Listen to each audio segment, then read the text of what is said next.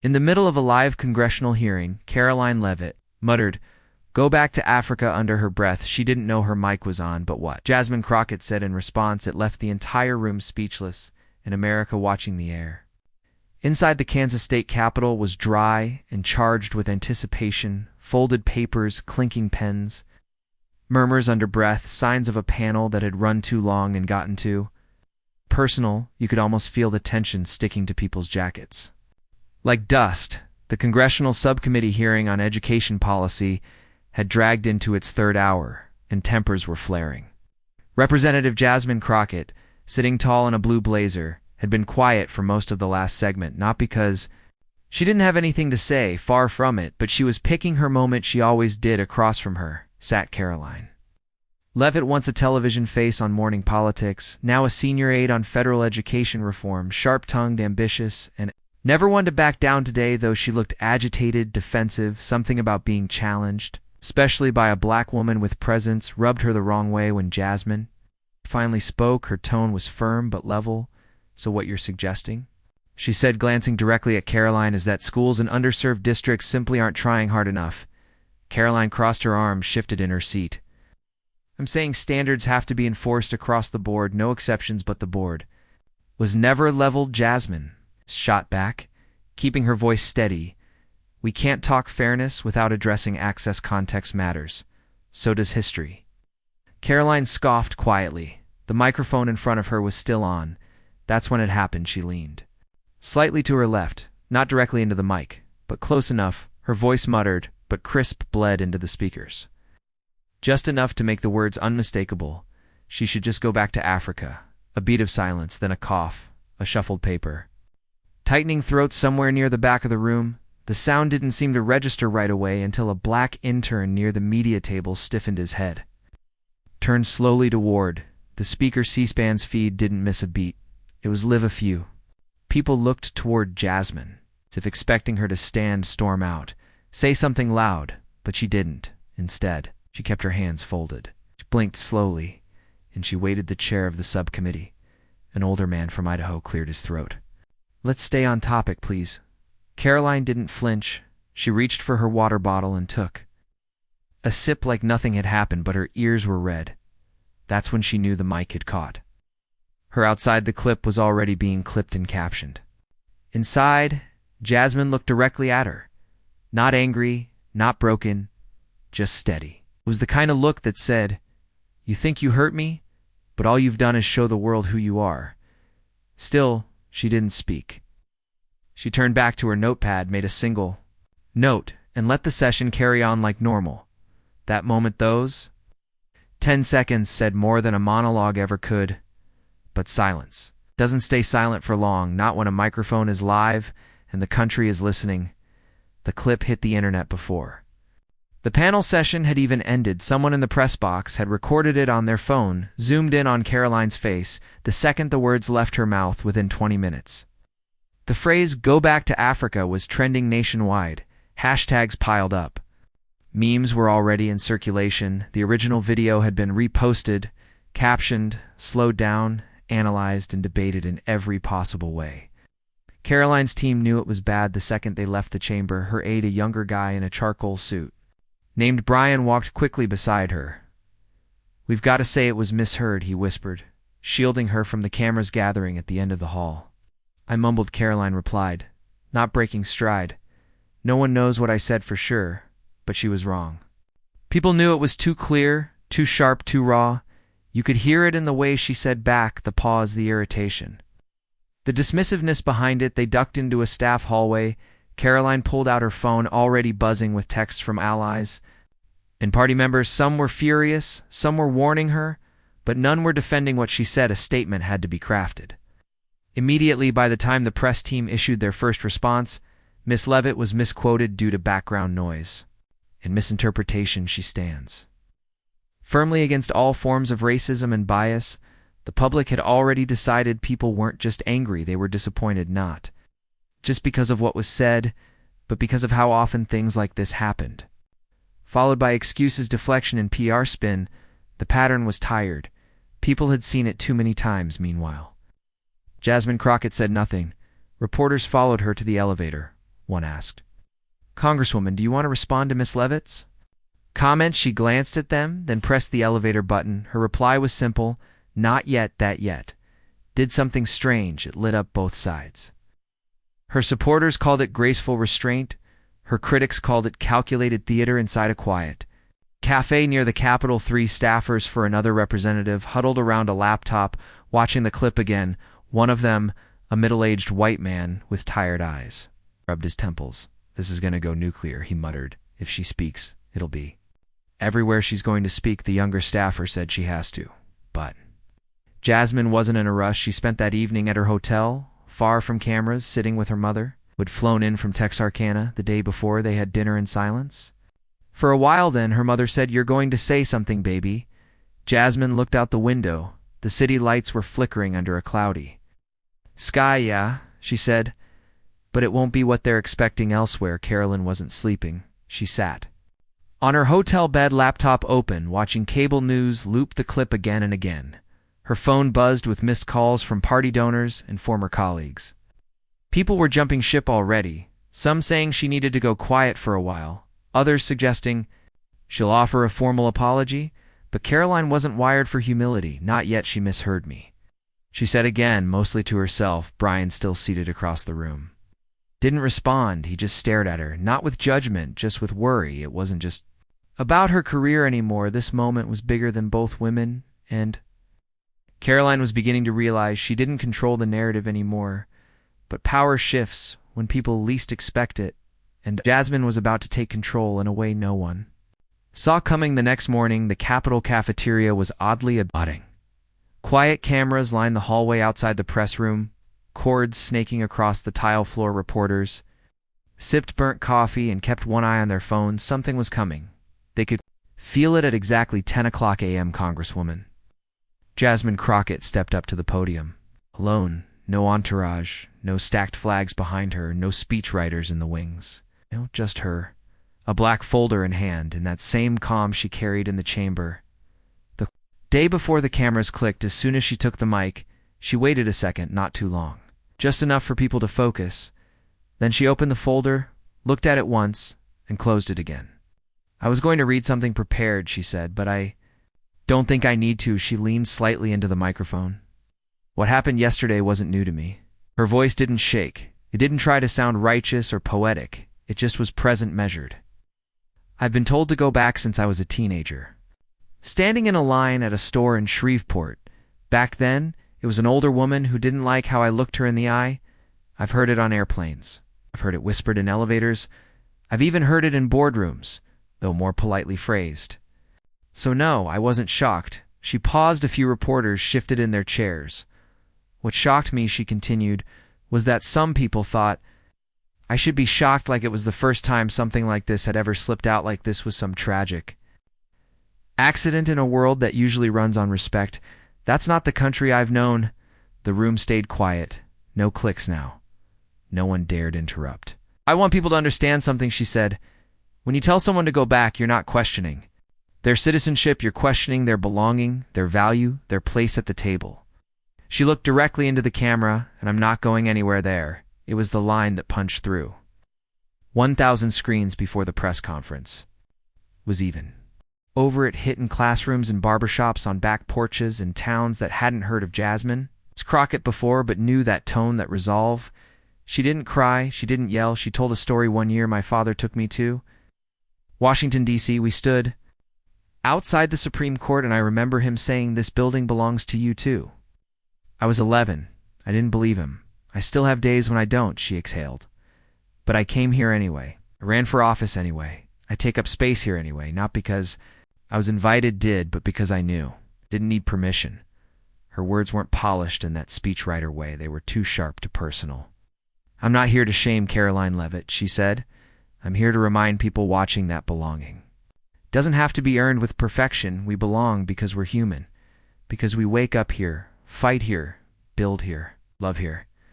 We belong because our ancestors did the work that made this place even possible. She took a breath, letting the silence land before her next sentence. And if that makes someone uncomfortable enough to say, what she said then Maybe that discomfort is something they need to sit with, not me. The press conference ended with no questions taken. She folded her folder, stepped away from the podium, and walked out like she had something better to do than argue, and she did her phone. Started ringing seconds later. People crying, people cheering, even people from the opposite side of the aisle texting you, said what I couldn't say out loud, but not everyone clapped, and some were preparing a backlash that would test everything Jasmine just stood for by noon. Jasmine's words had been clipped and posted to every platform that mattered. Millions watched the clip before lunch. Some played it back more than once, not because they missed it, but because they needed to feel it again across the country. People responded in ways you don't often see anymore. Not in slogans, not in hashtags and stories and voices in a small diner. Outside of Toledo, Ohio, an older black man named Reggie sat in a booth he'd claimed as his own for 20 years. He leaned over his coffee cup and said to the waitress, "I didn't even know her name before this. But now that woman's got steel in her spine." In Flagstaff, Arizona, a Navajo high school teacher paused her lesson, pulled up the video on the classroom projector, and let her students sit in silence. Then she said, "That's how you carry yourself when they try to cut you down." And in Fresno, California, a retired white veteran named Bill took to Facebook for the first time in over a year just to post one sentence. She spoke for more than just herself, but not everyone saw it that way. Conservative radio wasted no time spinning the narrative. One host in Des Moines barked into the mic, "This is another orchestrated attempt to play the victim to divide us." She's grandstanding. Callers phoned in, some agreed. Some pushed back. "She didn't throw a fit," one caller said. "She told the truth. You don't." Like how it sounds? Maybe you should ask yourself why Karoline stayed silent. Her team released another statement, longer this time, and polished it, offered regret if her words were misunderstood. Stopped short of admitting anything. The internet dragged it apart. That night, Karoline paced inside a borrowed townhouse in Arlington, Virginia. Windows closed, lights off. She watched the clip again. Jasmine's words, the poise, the quiet fire underneath. She muttered under her breath, "She's winning." This her aide Brian nodded from across the kitchen. "You're not going to spin out of this, not this one. I didn't mean it like that," Karoline whispered. "It just slipped." Brian leaned on the counter. That's the problem elsewhere. The impact kept growing. On a college campus in Madison, Wisconsin, students filled an auditorium meant for an unrelated panel. The event morphed into a discussion on identity, belonging, and who gets to feel at home in America. Jasmine's speech played on a loop between speakers. In a barbershop in Mobile, Alabama, older men paused mid-cut to talk about the way she handled herself. One man said, "Back in my day, you get loud or swing." She didn't either. That takes more strength than people know, but the weight of the moment was hitting Jasmine too. She sat alone in her apartment, lights low, a glass of water in hand. She hadn't turned on the news. She didn't want to hear her name said by people who'd never known what it felt like to carry the kind of silence she did on that panel floor. Her phone buzzed again. A message from a name she hadn't expected to see, Senator Leah Drummond, a conservative from Texas. The message was short, that was powerful. "Would you meet?" Jasmine stared at the screen, not because she was shocked, but because in that moment the world felt heavier than ever. Her words had shaken something loose. People were listening, and now people who had never sat across from her wanted to talk, but one person still hadn't said anything, and when she did, it would change the whole tone of the conversation in the middle of a live congressional hearing. Karoline Leavitt muttered, "Go back to Africa," under her breath. She didn't know her mic was on. But what? Jasmine Crockett said in response. It left the entire room speechless. In America, watching the air inside the Kansas state capitol was dry and charged with anticipation-folded papers. Clinking pens, murmurs under breath, signs of a panel that had run too long and gotten too personal. You could almost feel the tension sticking to people's jackets like dust. The congressional subcommittee hearing on education policy had dragged into its third hour, and tempers were flaring. Representative Jasmine Crockett, sitting tall in a blue blazer, had been quiet for most of the last segment, not because she didn't have anything to say, far from it, but she was picking her moment. She always did. Across from her sat Karoline Leavitt, once a television face on morning politics, now a senior aide on federal education reform, sharp tongued, ambitious, and never one to back down. Today, though she looked agitated, defensive, something about being challenged, especially by a black woman with presence, rubbed her the wrong way when Jasmine finally spoke. Her tone was firm but level. "So what you're suggesting," she said, glancing directly at Karoline, "is that schools in underserved districts simply aren't trying hard." "Enough," Karoline crossed her arms, shifted in her seat. "I'm saying standards have to be enforced across the board, no exceptions, but the board was never level." Jasmine shot back, keeping her voice steady. "We can't talk fairness without addressing access.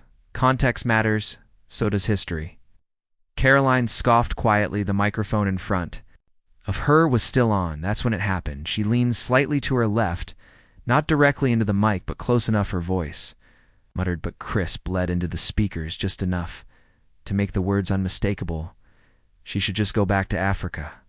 A beat of silence, then a cough, a shuffled paper, a tightening throat somewhere near the back of the room. The sound didn't seem to register right away until a black intern near the media table stiffened his head, turned slowly toward the speaker. C-SPAN's feed didn't miss a beat. It was live. A few people looked toward Jasmine as if expecting her to storm out, say something loud, but she didn't. Instead, she kept her hands folded. She blinked slowly, and she waited. The chair of the subcommittee, an older man from Idaho, cleared his throat. "Let's stay on topic, please." Karoline didn't flinch. She reached for her water bottle and took a sip, like nothing had happened, but her ears were red. That's when she knew the mic had caught her outside. The clip was already being clipped and captioned inside. Jasmine looked directly at her. Not angry, not broken, just steady. No. It was the kind of look that said, "You think you hurt me, but all you've done is show the world who you are." Still, she didn't speak. She turned back to her notepad, made a single note, and let the session carry on like normal. That moment, those 10 seconds, said more than a monologue ever could. But silence doesn't stay silent for long, not when a microphone is live in the country. Is listening. A week passed, but the conversation never really cooled down. It reached people who rarely paid attention to politics, like truck drivers catching the replay on their radios outside Wichita, or teens dissecting the story in group chats. Between school bells in Eugene, Oregon, the moment had cracked something open, not just about race, about civility, about how quick we are to write people off, and how rare it is to witness someone stand firm without firing back on local television. Roundtables popped up, experts analyzing Jasmine's speech, Karoline's apology, and everything in between. Some called it a masterclass in grace under pressure. Others said Jasmine let Karoline off too easy. One commentator on a late-night panel said there was no yelling, no theatrics, but somehow that made it hit harder. She didn't respond with anger. She responded with truth. Still, not everyone bought the apology. In Birmingham, a civil rights activist named Lori Price went live on social media. "This isn't just about words," she said. "It's about the weight behind them. An apology means nothing if the culture that created those words doesn't shift." Meanwhile, inside her quiet office, Jasmine sat reading handwritten letters, hundreds of them. One caught her eye. It came from a fifth-grade girl in Boise, Idaho. She had drawn a picture of Jasmine standing at a podium with the words, "You talk like my mom, calm but strong." That one stayed on Jasmine's desk, but she also knew the praise could fade just as quickly as it came. She spoke to a small group of interns later that week. "No cameras, no notes. Don't aim to go viral," she told them. "Aim to go forward. This town will chew up the loudest person in the room. You win by being consistent, honest, human." Karoline, on the other hand, was still walking uphill. Though her statement had softened some critics, others weren't buying the shift. Protesters showed up at one of her events in Sioux Falls, holding signs that read words of weight inside her hotel room. That night, Karoline stood at the mirror wiping off her makeup. She looked exhausted. Brian, her aide, sat by the window scrolling headlines. "You going to keep doing press?" She shook her head. "No. I think I need to learn before I talk again." It wasn't a resignation. It was something else. Maybe the start of accountability. Maybe just the sting of reality. Either way, she seemed changed, not transformed, but at least disrupted. The media eventually moved on, as it always does.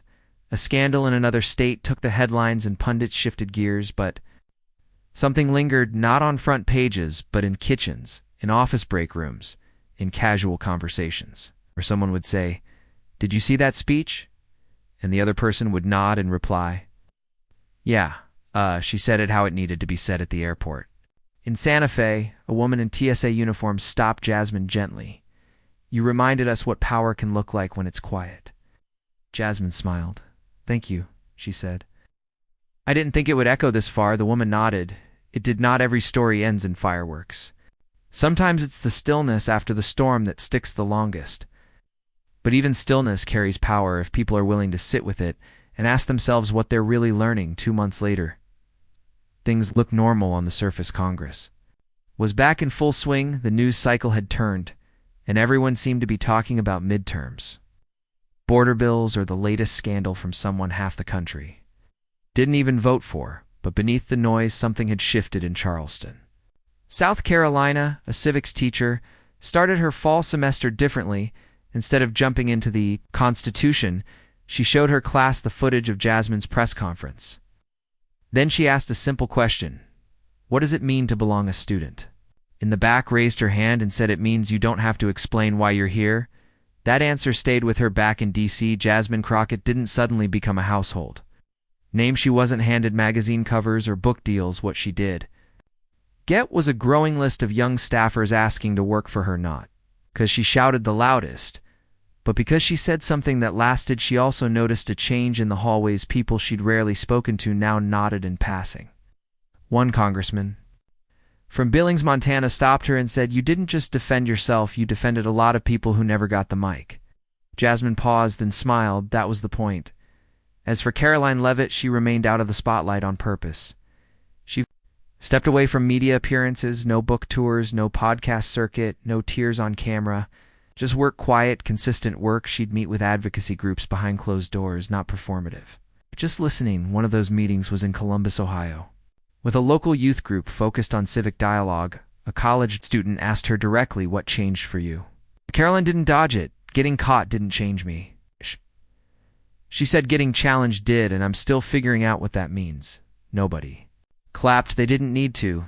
That wasn't the point. Later that fall, a quiet vote passed on a bill aimed at improving equity in federal school funding. Jasmine co-sponsored it. Karoline supported it too. They didn't stand next to each other. No photo op, no dramatic reconciliation, but they voted the same way. That detail didn't make headlines. It wasn't flashy, but to the people who'd been watching closely, it mattered. What happened in that panel room wasn't just about a comment. It was about who we choose to be when we're tested. Jasmine didn't come out of the situation with more fame.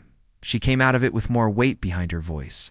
The kind that doesn't vanish when the cameras shut off. And Karoline didn't become a villain. She became a mirror, forcing people to ask themselves, how many times have I said something in the dark? The truth is, this wasn't a story about a scandal.